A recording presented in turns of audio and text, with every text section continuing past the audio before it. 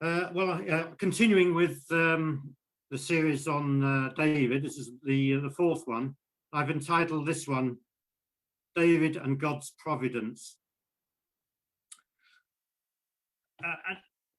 So shortly I want to continue with the events in Saul's life, particularly with the incident with Nabal. I don't know if you remember, if you read it recently, the incident with Nabal, and then the events following that, when he escapes from Saul, goes back to the Philistines. But first, I want to consider an aspect of David's character, because we've seen how Saul saw David as a rival to the throne, and was doing everything possible to kill David. But we also saw how David refused to retaliate against Saul. And twice he refused to kill him when he had the perfect opportunity. Once in the cave and once out on that hillside when they're all fast asleep. Amazing opportunity, but he didn't do it. So the question is, why did David not act in this way? Why didn't he take revenge on Saul? Well, we know that he respected the fact that God had anointed Saul as king, and he didn't want to kill Saul, to kill the king, because that would, in one sense, that would be going against what God had initiated. But why did he seemingly not even want to take revenge on Saul? Well, I think it's because he had a meek spirit, and that's the aspect of his character I just wanted to think about for a minute. We can go back to other occasions in David's life where he exhibited meekness. Remember, right back at the time, just when he'd gone, his father had sent him to the battle line to give food to his brothers, and his eldest brother Eliab accuses him of pride and insolence of heart and coming down to see the battle, when really he'd just been sent by his father. So that was a very provoking situation for him, for anybody.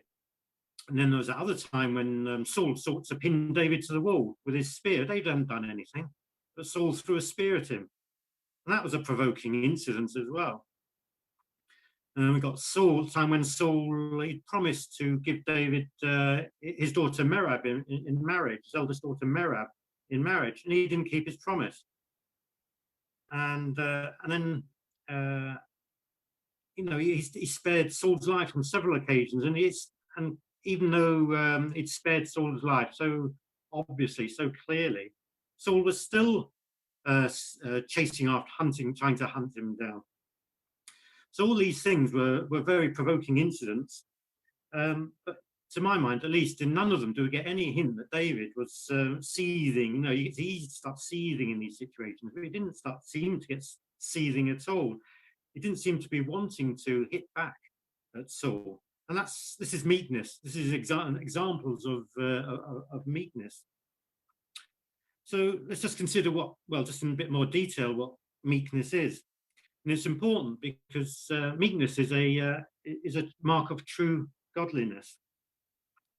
So what is meekness? Well, Vine says it is closely linked to humility and follows directly on from it. But if you want a definition of meekness, meekness is an attitude of mind and heart that does not dispute or resist or threaten when insulted. An attitude of mind and heart that does not dispute or resist or threaten when insulted. In other words, meekness doesn't fight back. And we know Jesus is a perfect example of meekness before the Jews especially. He was meek, and he didn't, and they spat on him and they slapped him. And this is a man who absolutely knew the purity of his own heart. And he's accused of all sorts of things, but he didn't strike back. And he could have struck back, like Paul said. He could have called legions of angels to his help, but he didn't, because Jesus was meek as well. And it's so unnatural to respond, or rather not to respond with meekness. Not to fight back is totally unnatural. So okay, so we know we ought to be meek, but how can we be meek? What enables us to take insults and threats like water for ducks back? Well, the first thing we need to be clear about is that meekness doesn't arrive out of weakness. Now, we can be weak and just let everything happen to us, go too scared, but that's not meekness. That's not biblical meekness. So, a biblically meek person is not necessarily a weak person, but meekness doesn't arise out of an inner strength either. The secret of meekness is that the person is not occupied with self. The meek person is not self-assertive. They're not full of self-interest. They're not full of self. And so when offense comes, it doesn't hit home into a carnal heart and produce a carnal reaction, fleshly reaction, because it doesn't hit a carnal heart. There isn't a carnal heart there. There's a godly heart there. There's nothing in a meek person to react because they're God orientated and the flesh is being crucified. And they know that if revenge is required, then the meek person is perfectly willing to leave it to God to carry out any revenge or any comeback. It's not his or her concern. And David was like that as well. He was willing to wait for the Lord to act in his own time and way to deal with Saul. He was confident that the Lord would act one way or the other in the end and fulfill his promise about him becoming king. He didn't feel as though he had to do it, and he didn't feel he had to hit back. He was content to just trust in the Lord, wait on the Lord. His only problem was surviving until such a time as that came about, keeping himself alive as he was being hunted down.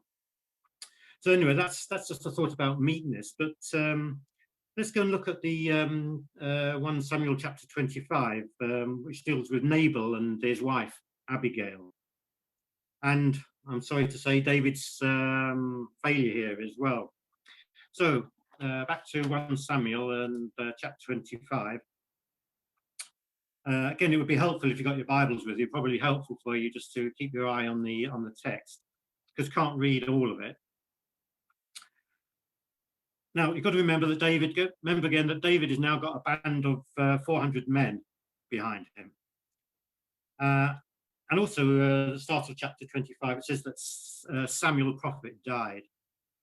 And so that's a big event for the nation. And so it would have distracted Saul and even David, perhaps. No, they would have gone to the, I don't know if David went to his funeral or whatever they had, but there probably would have been a bit of peace between. But anyway, Saul was distracted away from chasing after David. And David took the opportunity, it says, to move to Paran in verse 1, which is right down in the south. And that's well out of the way of Saul. And it's true that in the Greek version of the New Testament, it says Maon, but okay, I'll stick with Paran right down south. That doesn't really matter too much. And this chapter talks about Nabal, who lives in Carmel. And you've got to remember as well that Carmel isn't Mount Carmel up towards the north, in the north of Israel. This is Carmel, which is about 7 miles from Hebron. So I'm going to read now 1 Samuel chapter 25, verses 1 to 13. First 13 verses of chapter 25 of 1 Samuel. Then Samuel died, and the Israelites gathered together and lamented for him and buried him at his home in Ramah. And David arose and went down to the wilderness of Paran. Now there was a man in Maon his business was in Carmel, and the man was very rich. He had 3,000 sheep and 1,000 goats, and he was shearing his sheep in Carmel. The name of the man was Nabal, and the name of his wife Abigail. And she was a woman of good understanding and beautiful appearance. But the man was harsh and evil in his doings. He was of the house of Caleb. When David heard in the wilderness that Nabal was shearing his sheep, David sent 10 young men and said to the young men, "Go up to Carmel, go to Nabal, and greet him in my name. And thus you shall say to him who lives in prosperity, peace be to you, peace to your house, and peace to all that you have." I've heard that you have shearers. Your shepherds were with us, and we did not hurt them, nor was there anything missing from them all the while we were in Carmel. Ask your young men, and they will tell you. Therefore, let my young men find favor in your eyes, for we come on a feast day. Please give whatever comes to your hand to your servants and to your son David. So when David's young men came, they spoke to Nabal according to all these words in the name of David and waited. Then Nabal answered David's servants and said, Who is David and who is the son of Jesse? There are many servants nowadays who break away each from his master. Shall I then take my bread and my water and my meat that I have killed from my shearers and give it to men whom I do not know where they are from? So David's young men turned on their heels and went back, and they came and told him all these words. And David said to his men, Every man gird on his sword. Every man girded on his sword, and David also girded on his sword. And about 400 men went with David, and 200 stayed with the supplies. Well, I got my message wrong so far. I said he had 400 men behind him. He's got 600 men, in fact, doesn't he? I can't add up. So he's got 600 men, but this is the events so far. And we've got two new characters introduced here. We've got Nabal and we've got Abigail. And there's what a difference there is between the two of them. Even though they're married, there's huge difference between them. Nabal means foolish, and it says that it was harsh and evil in verse 3. But his wife, Abigail, which means which means my father is joy. That's a nice name. Was intelligent and beautiful. It's a big difference between them. But David, he needed food for his 600 men. And it can't have been easy to feed them. You know, must have been needing food coming in all the time to feed 600 hungry men. And Nabal was shearing his sheep. It's a time of rejoicing. It's the equivalent to a time of harvest. And so David thought it was an opportune time to ask for food for his men. Because, well, we might expect, he certainly expected that Nabal might be thought to be in a generous mood. It wasn't just that. David's men had helped protect the sheep, so none of them had been taken by wild animals or by Philistines, possibly as well. And his men, and they're probably a rough lot, they hadn't caused any trouble to Nabal's men. And added to that was that Nabal was actually related to David. If you want to work it out, it's in 1 Chronicles chapter 2, 51. You have to think a little bit about it, but there were, you have to look in 1 Chronicles chapter 2. But anyway, David sent 10 young men, and they made their request in verse 6, and they waited, verse 9, and they fully expected a generous response. But Nabal reacted according to his name and according to his character. He didn't respond very well to David's young men. He asked, Who is David? He accused David of being rebellious. There are many servants nowadays who break away, each one from his master. You must have known that David was not getting on too well with Saul. And so that response came like a slap in the face to these 10 young men. Now, maybe Nabal was too comfortable and too complacent in his prosperity, because prosperity can be, or rather is, can be a dangerous thing. You've got to be a bit careful when you answer roughly to somebody who's got 600 men behind them. But anyway, verse 11, it says, if you look at verse 11, this is Nabal speaking, says, it's all about I, me. Shall I take my bread, my water, my meat? I've killed for my shearers and give it to men I don't know where they are from. He's just totally taken up with himself. So David's men are deeply offended at this rebuff, and says they turned on their heels, which says quite a lot, I think, and they went straight back and reported to David.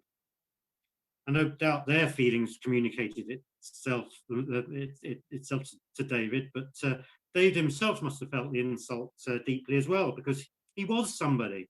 God had anointed him as king, and he was the opposite of rebellious. He'd only just spared Saul's life in the cave. So very provoking words on Nabal's part. So David reacts in anger. Every man gird on his sword. And back it also says he girded on his own sword, makes a point of saying he girded on his own sword as well. So you might be thinking yourselves now, where's his meekness? We've just been talking about meekness. I've been saying what a meek man he was, but where's it gone now? It's not there, is it? Doesn't seem to be there at all. What's happened? No, why is he slipped? How could he be so meek with Saul and others, but not with Nabal?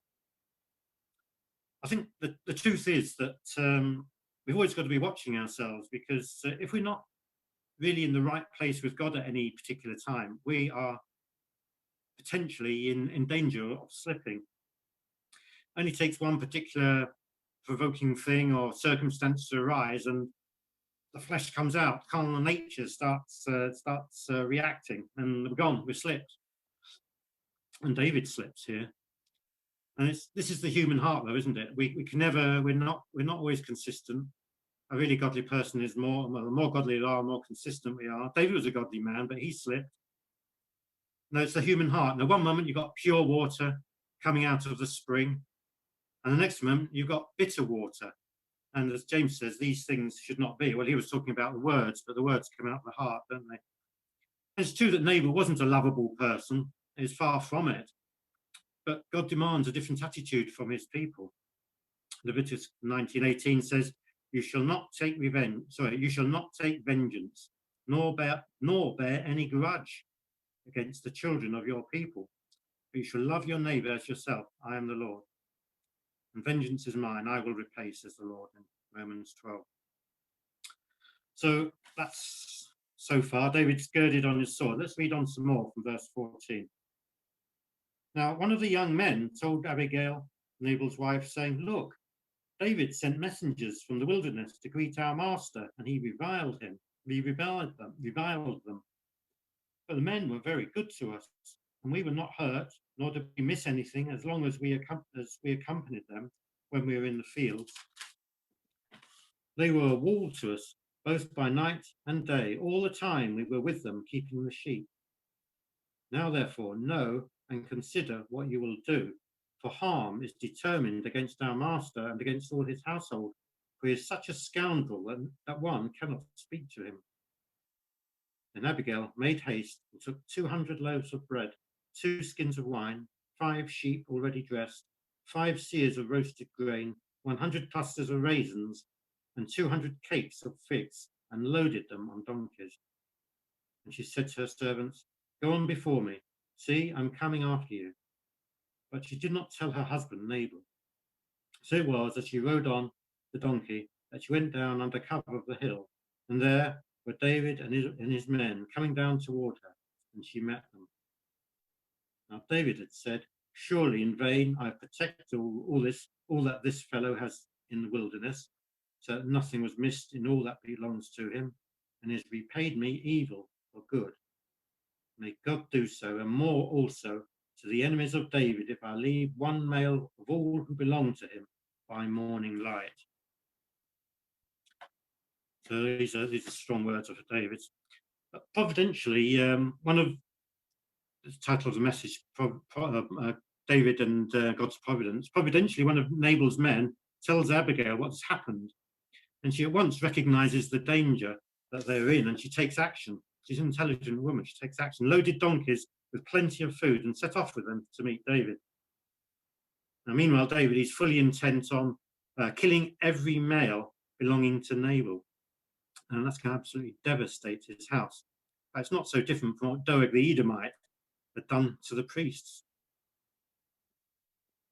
But and interestingly, David takes an oath as he sets out. Look at that in a minute. Saul before him had taken an oath. In chapter 14, said, "Cursed is the man who eats food until evening." This is after he was defeating the Philistines, and his men were chasing the Philistines and killing them. "Cursed is the man who eats food until evening." And it led Jonathan, his son, to have to say, "I only taste." Jonathan, then, not knowing this curse, he just dips his staff in a little bit of honey and puts it to his mouth and tastes the honey. And so he has to say, "I only tasted a little honey with the end of the rod that was in my hand, so now I must die." and he only had a little taste of honey, and he's got to die now just for that. Just shows how dangerous oaths can be. A foolish oath can bring so much trouble. Remember Jethro as well. He had to sacrifice. Well, had to sacrifice his daughter. But David had made an oath as well, hadn't he? Which verse was this? Verse 22. May God do so and more also to the enemies of David, if I leave one male of all belonging to him by morning light.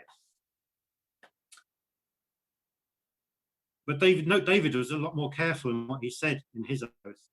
It wasn't going to, that oath of David wasn't going to bring judgment on himself. In fact, if he failed to do what he said, it was going to bring judgment on his enemies rather. So he was a bit more careful. There's a moral there. It's basically, God is calling on God to finish the job. If he didn't kill all the males in Nabal's household, he was calling on God to do so. And the truth, it's easy to get angry, isn't it? David got angry. It's easy to get angry. But Psalm 37 says, cease from anger, forsake wrath, do not fret. It only causes harm. For the evildoers shall be cut off, but those who wait on the Lord, they shall inherit the earth. James says, the wrath of man does not produce the righteousness of God. And that's very true. And again, it says elsewhere, anger is a flood. And once you release a flood, that's like water in a dam. Once a dam breaks, it's a flood, and there's no way you can stop water. It's got such a weight, such a force behind it. And anger is like that. Anger is a wonderful thing when you're in it. It carries everything before you, and you get your own way, and everybody moves out of the way. Unfortunately, as I said, it doesn't work the righteousness of God, and it doesn't tend to have a good fruit at the end. But it's a powerful and a dangerous thing because of that. But let's read on. Now we're coming to Abigail now. I've got Abigail's speech now in these next verses. This is the longest speech of any woman in the Bible. So maybe we can say that there's perhaps things we can learn. This is an intelligent, godly woman speaking. So I'm going to read on from verse 23 now. Now, when Abigail saw David, she dismounted. We can just listen to her and to see how she, in different ways, she seeks to persuade David from his purpose. Now, when Abigail saw David, she dismounted quickly from the donkey, fell on her face before David, and bowed down to the ground. So she fell at his feet and said, "On me, my lord, on me, let this iniquity be. And please, let your maidservant speak in your ears and hear the words of your maidservant. Please let not my lord regard this scoundrel Nabal, for as his name is, so is he. Nabal is his name, and folly is with him. For I, your maidservant, did not see the young men of my lord whom you sent. Now, therefore, my lord, as the Lord lives and as your soul lives, since the Lord has held you back from coming to bloodshed and from avenging yourself with your own hand. Now then, let your enemies and those who seek harm for my lord be as Nabal. And now this present which your maidservant has brought to my lord, let it be given to the young men who follow my lord. Please forgive the trespass of your maidservant, for the Lord will certainly make for my lord an enduring house, because my lord fights the battles of the Lord, and evil is not found in you throughout your days. Yet a man has risen to pursue you and seek your life, but the life of my lord shall be bound in the bundle of the living with the Lord your God, and the lives of your enemies he shall sling out as from the pocket of a sling. And it shall come to pass, when the Lord has done for my lord according to all the good that he has spoken concerning you, and has appointed you ruler over Israel, that this will be no grief to you, nor offense of heart to my lord, either that you have shed blood without cause, or that my lord has avenged himself. But when the Lord has dealt well with my lord, then remember your maidservant." So obviously can't go through all of this. Just incidentally, this thing about slings actually just is completely irrelevant. Just I've been looking at it. I've imagined stones in a sling, little stones like, I don't know, a big marble or something like that. But apparently these stones were more like the size of tennis balls. So obviously if you get hit by a stone the size of a tennis ball, slung out of a sling, then it really doesn't have any effect. But anyway, that's by the by. But yeah, back to Abigail's speech. So she humbles herself before David, and she does manage to convince him to turn aside from his purpose. Now, apart from all the food, and it was a really generous amount of food that she took with her, she reminds David what a grief and offense of heart it would be. This is in verse 31. How it would be on his conscience in the future if he took vengeance as he intended. And, how many fingers would have pointed at him in later years when he was king? At best, David would have been tarnished by the incident, and at worst, it might have even stopped him from becoming king, because people thought, well, we don't really want to follow a man like that. So the moral for us is that we need to watch our hearts, lest in a rash moment we do something which will leave a lasting scar on our lives. Because it's very easy to slip up. Anyone can be rash. Beware lest you think you stand and you fall is the obvious text on this one. And without going into any more, the other argument here this is a bit tongue-in-cheek really, but it's true as well, is that another argument was her beauty. Just a word of warning here. Men are a bit susceptible to being influenced by beautiful women. They might agree to a request of a beautiful woman, but wouldn't perhaps be less amenable to somebody who's less attractive. Now, this is true. I'm speaking from experience. But anyway, beware women's beauty. Anyway, in this case, it worked for good. And we should thank God as well, or David should thank God anyway, for Nabal's young men being willing to speak out, and there being a woman of sense and understanding like Abigail, who's ready to speak persuasive words in this spirit of absolute humility. So God was very, very gracious to David in this situation, saving him from a very big mistake. Okay, so let's read on a bit more, verse 32 and on. Then David said to Abigail, "Blessed is the Lord God of Israel, who sent you this day to meet me. And blessed is your advice, and blessed are you, because you have kept me this day from coming to bloodshed and from avenging myself with my own hand. For indeed, as the Lord God of Israel lives, who has kept me back from hurting you, unless you had hurried and come to meet me, surely by morning light no males would have been left to Nabal."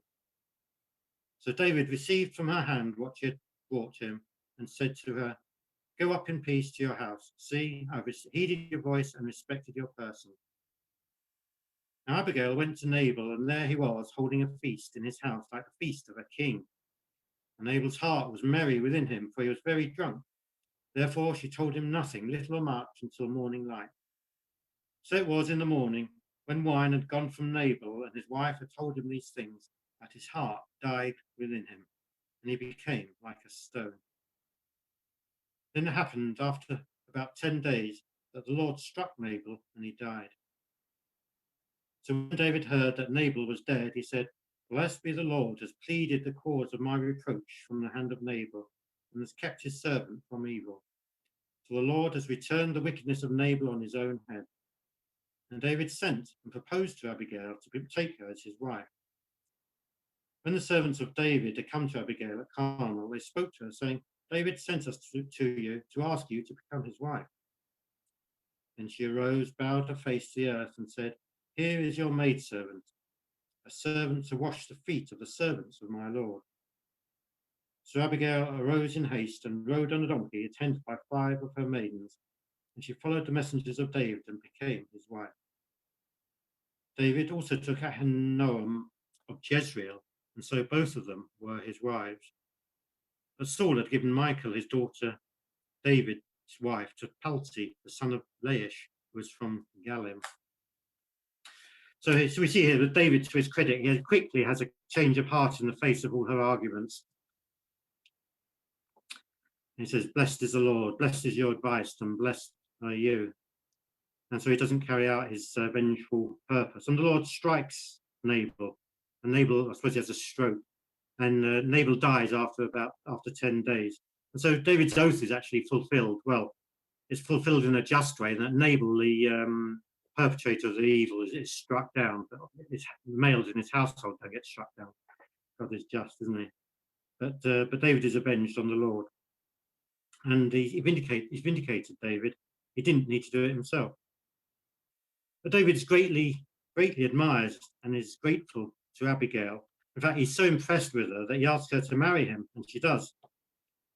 You don't know when you're going to meet your spouse, husband or wife. You don't know when they're going to cross your path.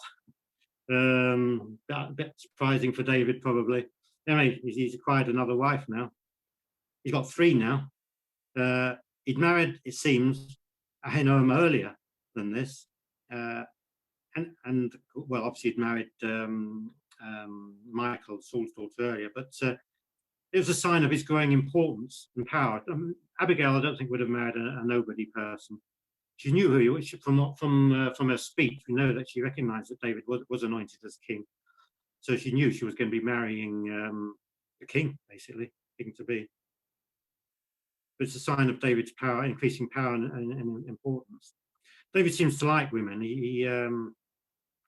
It does actually say that he marries quite a number in the end, but it says that kings shouldn't marry wives. The Bible doesn't criticize David in any way for it, but anyway, David's made a good start on acquiring wives, but some of them collect them like stamps, like Solomon. He collected wives like stamps, but David didn't go to that extreme. So we come now to a change of scene. Okay, but before we come to David, going back to David, let's and change of scene. Let's go back to Saul. Remember that David had spared Saul's life when he was asleep on the hillside, and Saul had said, this is in chapter 26. Then Saul had said, "I have sinned. Return, my son David. I will harm you no more, because my life was precious in your eyes this day. Indeed, I played the fool and erred exceedingly." Well, those are lovely repentant words, aren't they? Unfortunately, David doesn't trust his words, because he knows, he's heard it all before. He doesn't trust Saul. And the trouble with Saul, he was a man whose faith, such as he had, it pretty well collapsed by this time. He's still clinging, Saul's still clinging to vestiges of his faith, but it's very much in name only. He's not living a life of obedience to God, even though he's speaking spiritual sounding words. We're not going to look at it, but of course, it's at this time that he contacts the medium, the witch of Endor. So that just shows how far he's fallen down.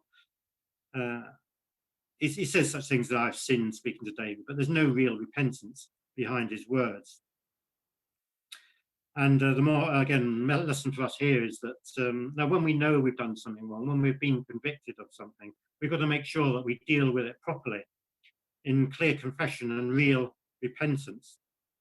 Saul didn't judge his jealousy for what it was and deal with it. It was still there underneath, lurking, ready to come back to the surface. Sin that's not dealt with thoroughly and properly in real repentance, it'll come back again. So where's the danger of it coming back again, resurfacing? So let's move on to chapter 27 now, and first 2 verses of chapter 27. And David said in his heart, "Now I shall perish someday by the hand of Saul. There's nothing better for me than that I should speedily escape to the land of the Philistines, and Saul would despair of me to seek me any more in any part of Israel. So I shall escape out of his hand." Then David arose and went over with the 600 men who were with him to Akish, the son of Maok, king of Gath. Yeah, so David he's not confident of Saul stopping chasing him, so he feels pretty desperate. But I conclude from the tone of these verses that David is making a decision based on his own thinking and not really founded on trust in God. But let's be honest, this is a very difficult situation for David. The life of his life and the life of his men was at stake. So he concludes that he'll be caught by Saul one day, even though he's managed to evade Saul time and time again by God's grace. It's interesting to speculate, really, what would have happened if he'd said, no, I won't go to back to the Philistines, to Akish again, but I'll just take my chances in Israel. Because I thought, well, God's promised that I shall be king. I've been anointed as king. Therefore, I don't really need to run away from Saul. I'll just stop where I am. In fact, you could extend that argument and say, right at the start, when he ran away from Saul, why did he bother? God had promised him that he'd be king, and God's faithful to his promises. So why run away? No, God will sort it for me, even though he's like 10 feet away and he's holding his spear. But I don't think that's right logic. I think sometimes it's a difficult one. You can argue, we can talk about this afterwards if you want, but it's I think sometimes we've got to take action. Sometimes we do have to run away, and even running away can be part of God's purposes. But anyway, that's something to think about.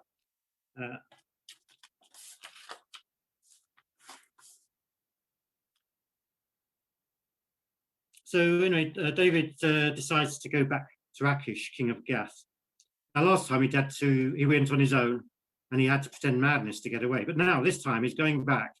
He's got a lot of men with him, and he's an acknowledged rebel against the king of Saul, or at least that's how they perceive him to be. So Akish really does believe that he's, he does believe that that he's no longer on Saul's side, and so he's willing to accept him. But they take their partners with them as well, and David takes his 2 wives. They go to stay, basically, at least for a while. In fact, they actually stay for a year and 4 months. And then David is given the city of Ziklag by the king of Gath to live in. So his men, 600 men and their families, wives, children, they all move to the city of Ziklag, which presumably is a fairly small city. And they spend their time while they're in Philistine territory, raiding the tribes bordering the south of Israel. And not Israel itself, but the tribes bordering, the enemies of Israel, bordering the tribes of Israel. And David was absolutely ruthless. He killed everyone, so that there'd be no witnesses. So he'd pretend to raid Israel itself. He'll tell Akish, I've been raiding in the south of Israel, because he didn't want Akish to know what he was really doing. And he'd come back and he'd tell lies, or should we say deceptive words, to Akish. And he'd give him some of the spoil it captured as well. So Akish quite thought, well, this is good. David's giving me spoil, and he's making himself enemies of his people. He'll be really loyal to me in the future. So he's absolutely convinced that David will never be accepted by Israel again. And this raises a moral problem for some people. Now, was David justified in all this mass killing? Because if this was on the BBC now, it would David would be absolutely, I don't know what the word is, but it would be the lowest of the low. It's genocide, mass killing, they're wiping out whole villages, men, women, children, even animals perhaps. But we've got to remember that God had commanded Joshua to wipe out these very peoples, so that Israel, God's people, could actually take over their land. So actually, David wasn't doing anything more than what God had commanded Joshua to do. He was just, in fact, continuing the work. So I think we can say that David was actually justified in killing all these people and wiping them all out. It's interesting, even Ziklag, which he possessed himself, was originally given to the tribe of Simeon by Joshua, but they seemingly never took possession of it. But now he's got possession of that as well. So David's actually, I suppose you could say, extending the borders, preparing extension of the borders of Israel. And another moral question, was David justified in lying to Akish? And it wasn't just to Akish he lied to. There's other occasions when David lied. He lied to Saul on another occasion. He said, my brothers want me to go to a feast in his town. I can't remember what it was now. And when Saul actually wanted him to be present at a meal with him, this is in the early days, and he lied to Ahimelech, the high priest, didn't say, which actually led to Ahimelech being killed and all his people. And this is one of the problems people have with David. He tells lies. The question is lying ever right? Well, it's another interesting question to discuss, isn't it, really? Maybe to preserve life or a time of war, to gain advantage, maybe you can argue that it's justified. I mean, you could say, well, which is worse, deception or killing? And if killing is justified in a just war, if there is such a thing, so could deception as well. So anyway, that's another interesting point to ponder on. But let's read on a bit more to chapter 28 now. So David's been he's been raiding, and he's got into Akish's good books. We're skipping over chapter 28, which deals with Saul consulting the medium, and because we're not actually dealing with Saul as such. So skipping over that onto chapter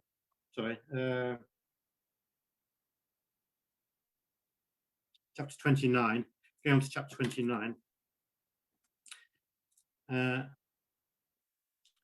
the first two verses of chapter 9. Then the Philistines gathered together all their armies at Aphek, and the Israelites encamped by a fountain which is in Jezreel. And the lords of the Philistines passed in review by hundreds and by thousands. But David and his men passed in review at the rear with Akish. So it's at this time that the Philistines gathered all their men together to make war against Israel. And Akish is fully expecting David and his men to fight alongside him. But now, can you see what an awkward position David's in? If he fights against Israel, it will go against his conscience, and he'll be hated by Israel, and no doubt would lose ability to become king. But if he doesn't fight against Israel, he'll lose his place of safety with the king of Gath.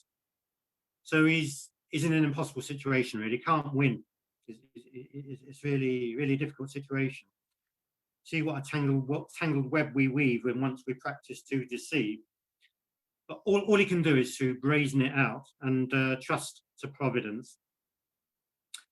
And even at this time, Akish promises to make him one of his chief guardians, his bodyguard for life. Bodyguard or guardian is literally translated means keeper for my head. And of course, David got experience of this on his CV. He kept Goliath's head. Well, at least he'd removed it. So if, I don't know, maybe Akish didn't really know what he was saying there. David wasn't going to be quite as reliable, perhaps, as he thought, because he's in danger of losing his own head. Anyway, David's fully gained the King of Gath's confidence, and in the year he's been with them, he's been behaving himself. His men have been behaving themselves, and he's managed to cover up all that he's been doing.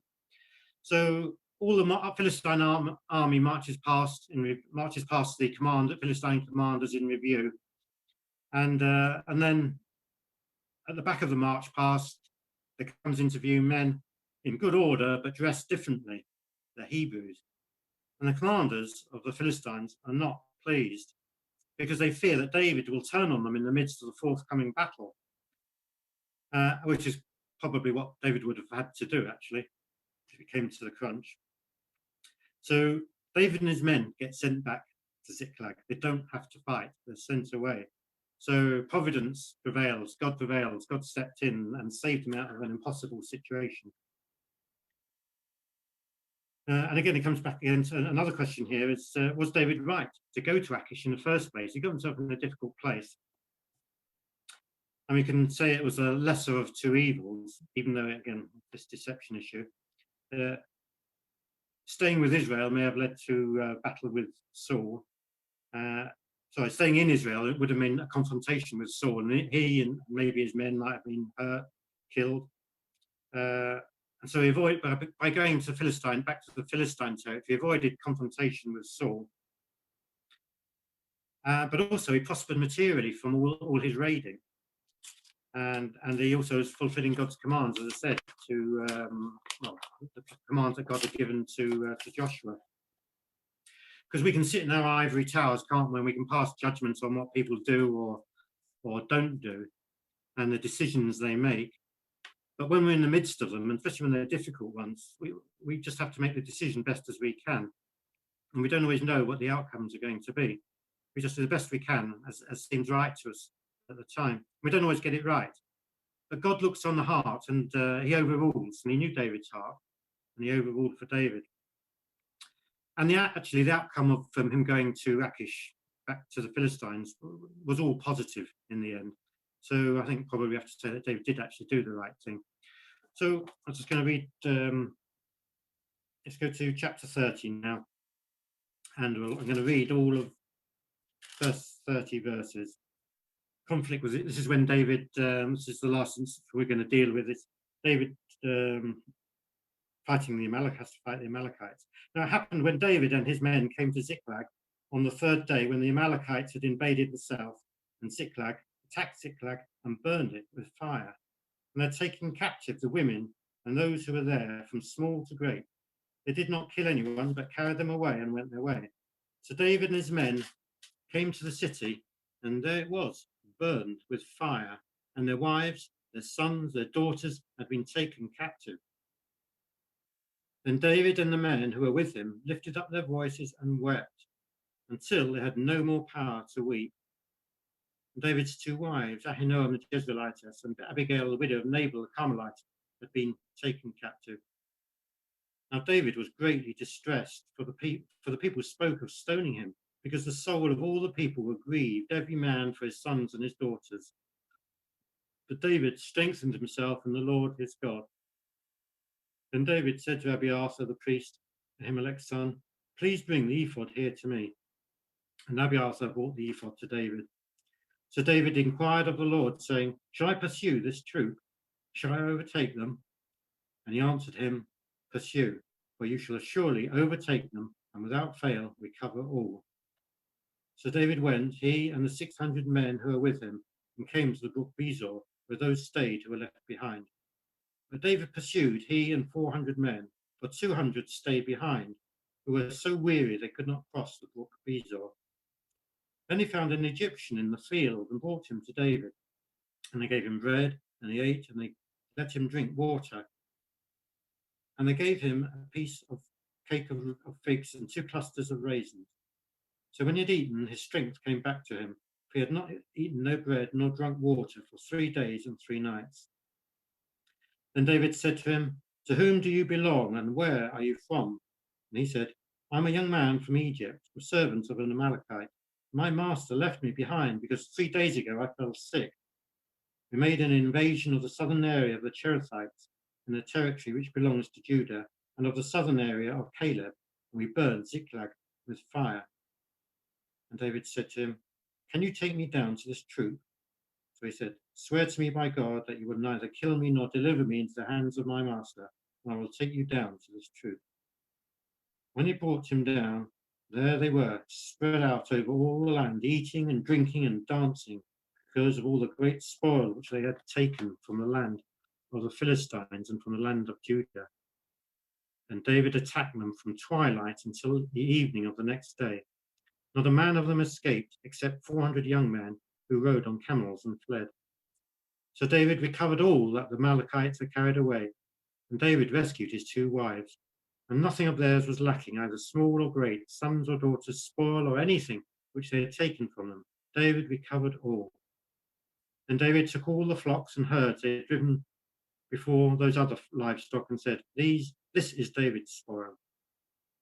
Now David came to the 200 men who had been so weary that they could not follow David, whom they also had made to stay at the brook Bezor. So they went out to meet David and to meet the people who were with him. And when David came near the people, he greeted them. Then all the wicked and worthless men of those who went with David answered and said, because they did not go with us, we will not give them any of the spoil which we have recovered, except for every man's wife and children, that they may lead them away and depart.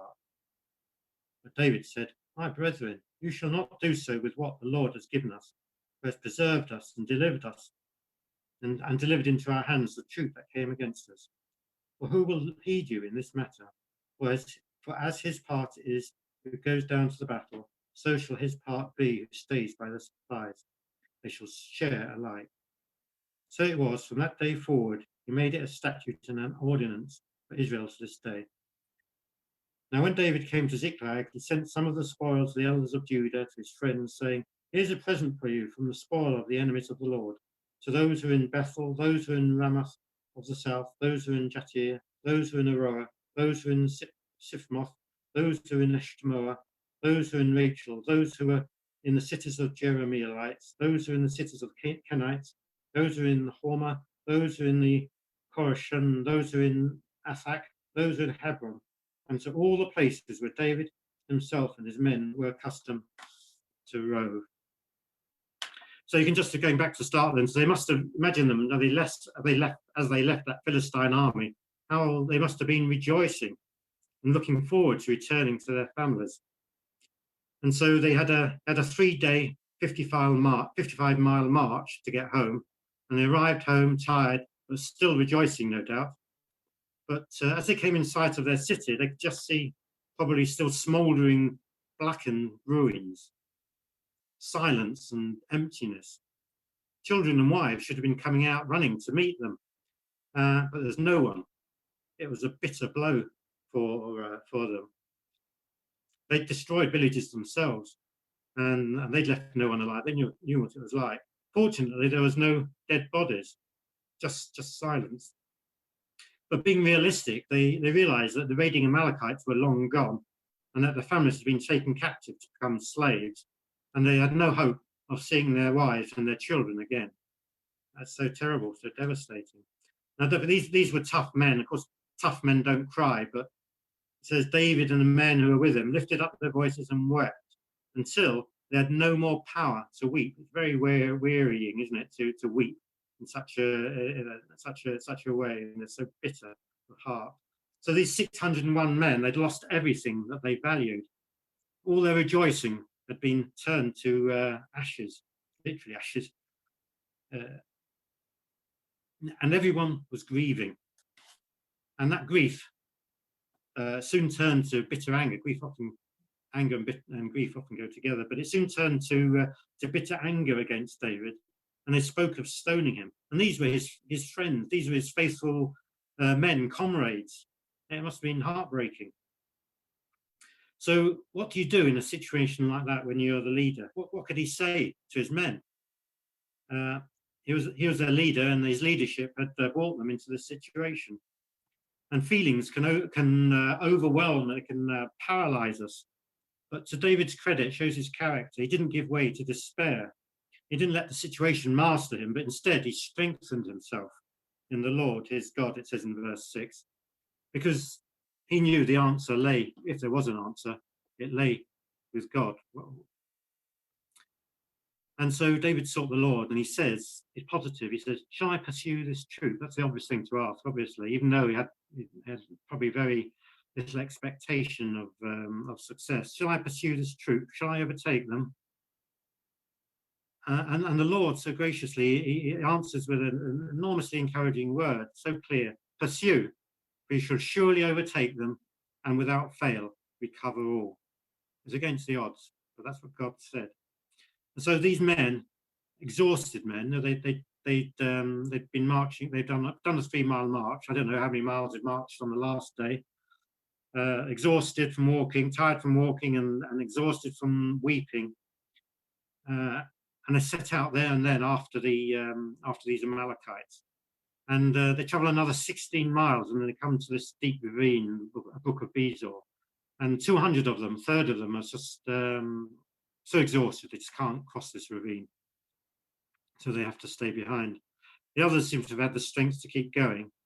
And then providentially, they find this man in the field who's been left behind. Providentially, he's been sick. Providentially, they find him, and they revive him with food, and he's able to tell them where the camp is, where the Amalekite camp is. And so David and his men, I suppose, very much encouraged, they pressed on, and he found them celebrating. Probably it's quite a large band of men, It says that 400 young men escaped on camels. It must have been a lot altogether. And they would have had a good battle they wouldn't have succeeded. I don't know what the outcome of the battle had been if they'd been prepared, but they weren't. They were totally unprepared, these Amalekites. They're spread around celebrating. And so they had no chance against David's concentrated forces, even though they were so tired. And not a man of them escaped.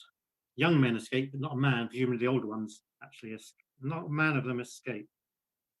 And nothing of theirs was lacking, either small or great, sons or daughters, spoil or anything which they had taken from them. David recovered them all according to God's promise. And that was 1010 BC, that's 3,000 years ago. God's not changed. God is still faithful to his word when he speaks. And they also not only did defeat the Amalekites, but David gained huge flocks of herds that the Amalekites had captured earlier. And David had the wisdom not to keep all his share to himself, but he sent it to his friends in all the places where he used to roam in Judah.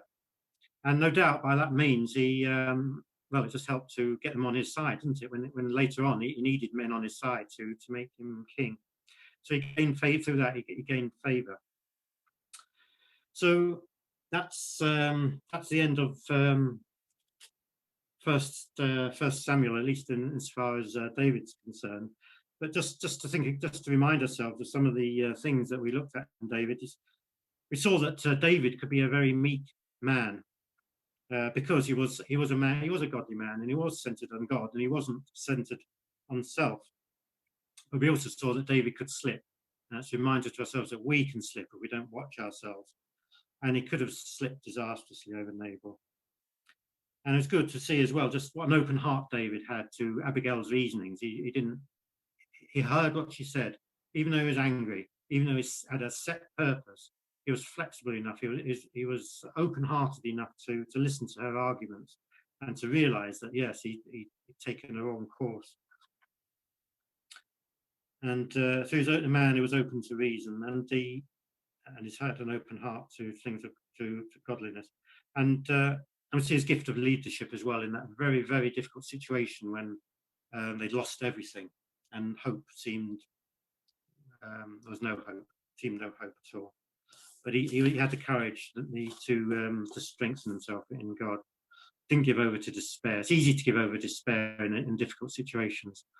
But in God, there's answers. God loves us because always God, no matter what hole we get ourselves in, God's always willing to get us out of it. It doesn't mean there's not consequences. He's always willing to lead us out. And then we see something about God's part as well, and just see his faithfulness to God, to David, how God saved him from his anger, from David's anger, by sending this wise woman to him. This providence of God as well, I think. And his faithfulness when he spoke to David at Ziklag to give him direction and hope. God didn't have to speak to him, but he did very clearly. And and going back again to the impossible situation when David was caught, couldn't go and fight Israel, and couldn't fight the Philistines, couldn't depart. When he was caught there, God in his providence overruled and caused him to be sent back to his village. In fact, that actually saved all his family as well, didn't it, and everything they had? Because if he stayed too much longer at where the battle was, then it certainly would have been too late. So God is in control of all our lives. God was in control of David's life. God was with him. It says God's with us. It's amazing actually when you think about it, isn't it? That it's a remarkable thing that God had that promise that David had that promise that God was with him. Even more remarkable is that we, each individual ones of us, everyone in God's church, Christ's church, has got that same promise that he is with us, and it makes all the difference. Certainly has done in these chapters we've looked at.